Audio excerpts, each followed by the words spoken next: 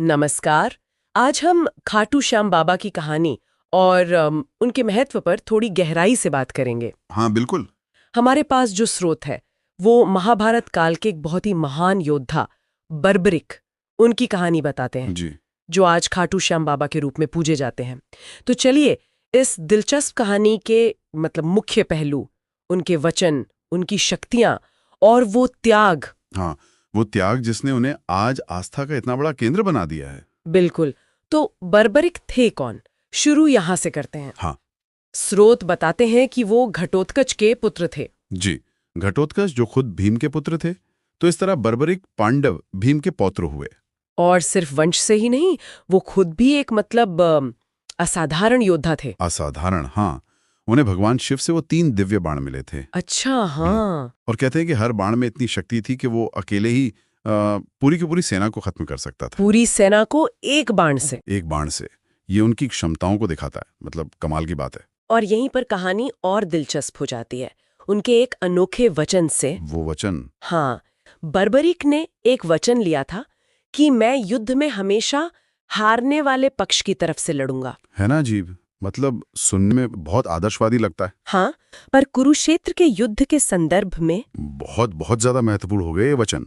ये युद्ध का नतीजा ही पलट सकता था। कैसे? देखिए, अगर वो युद्ध में शामिल होते तो जिस भी पक्ष को वो हारता हुआ देखते उसका साथ देते। हाँ। वो पक्ष फिर मजबूत हो जाता और दूसरा पक्ष हारने लगता। अच्छा, तो फिर वो दूसरे पक्ष की तरफ चले जाते। बिल्कुल। फिर उन्हें हारते हुए दूसरे पक्ष का साथ देना पड़ता। ये चक्र तो बस चलता ही रहता। युद्ध कभी खत्म ही नहीं होता। बाप रे, तो इसी वजह से भगवान कृष्ण उनसे मिले। ऐसा ही लगता है।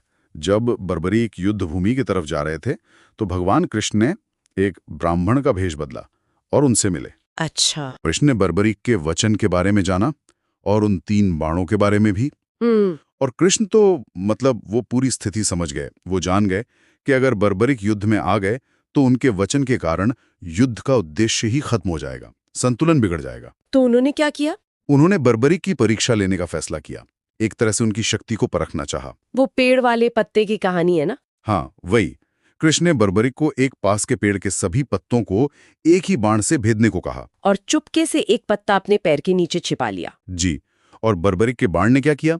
उसने सभी पत्तों को भेद दिया और फिर कृष्ण के पैर के पास आकर रुक गया। हाँ, उस छिपे हुए पत्ते तक पहुंचने के लिए चक्कर काटने लगा।